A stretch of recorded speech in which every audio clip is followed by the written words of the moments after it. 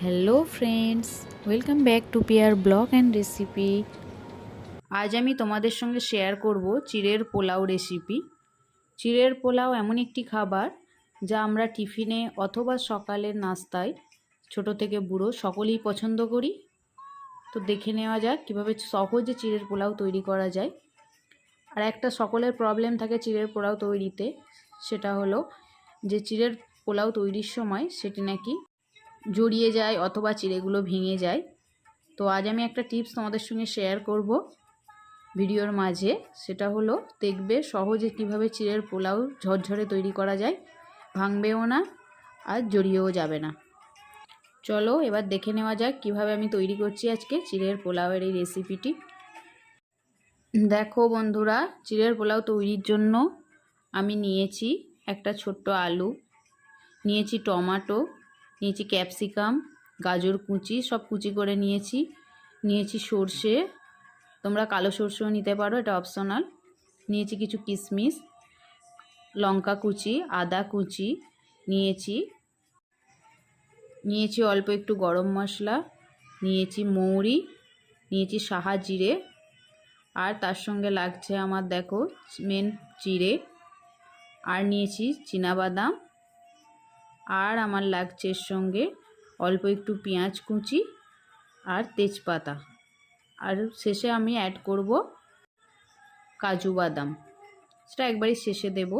চলো এবার দেখে নেওয়া যাক কীভাবে তৈরি করছি আজকে চিড়ের এই পোলাও রেসিপি। চিড়ের পোলাও তৈরির জন্য প্রথমেই চিড়েটাকে ভালো করে ধুয়ে নিতে হবে। দেখো আমি ভালো করে ধুয়ে নিয়েছি। এবার যাতে চিড়েটা ভেঙে বা জড়িয়ে না যায় তার জন্য আমি এর সঙ্গে অ্যাড করছি, দেখো ধোয়ার পরে অল্প একটু চিনি, একটু নুন আর একটু হলুদ দিয়ে ভালো করে এটিকে মিক্স করে রেখে দেব, দেখো যাতে চিড়েটা ভেঙে না যায়। এরপর কড়াইতে তেল গরম করে তাতে আমি কিশমিশ আর বাদাম দেখো একটু লাল লাল করে ভেজে নিচ্ছি। অল্প 1 মিনিট মতো একটু নাড়াচাড়া করে নেব, নিয়ে তুলে নেব। এরপর ওই তেলের মধ্যেই আমি এবার একে একে সমস্ত সবজি দিয়ে দেব। দেখো প্রথমে দিয়ে দিয়েছি টমেটো কুচি, দিয়ে দিচ্ছি গরম মশলা, লঙ্কা কুচি, আদা কুচি, দিয়ে দিচ্ছি মৌরি, সর্ষে, সব একে একে সমস্ত জিনিস দিয়ে দেব। দেখো দিয়ে দিচ্ছি সাহা জিরে, দিয়ে একটু নাড়াচাড়া করে নেব। অন্যদিকে আমি ক্যাপসিকাম, আলু আর গাজরটি আলাদা করে সিদ্ধ করে নিয়েছিলাম, সেটাও এর সঙ্গে অ্যাড করে নিলাম একটু ভাজা ভাজা করে নেব বলে। এবার এখানে দিয়ে দিচ্ছি দেখো কাজু বাদাম, হালকা একটু নেড়েচেড়ে নেব।